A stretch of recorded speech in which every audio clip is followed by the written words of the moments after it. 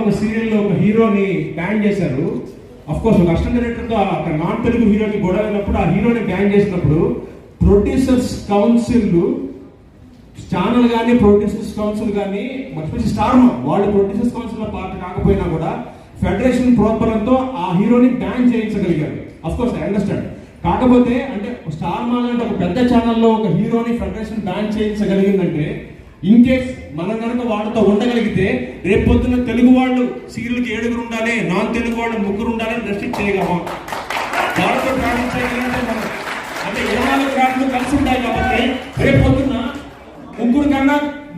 ముగ్గురు కన్నా కన్నడ వాళ్ళని ఎక్కువ పెట్టుకుంటే మా కెమెరామ్యాన్, మా ప్రొడక్షన్, మా ఎడిటర్, మా వాళ్ళు పని చేయరు అని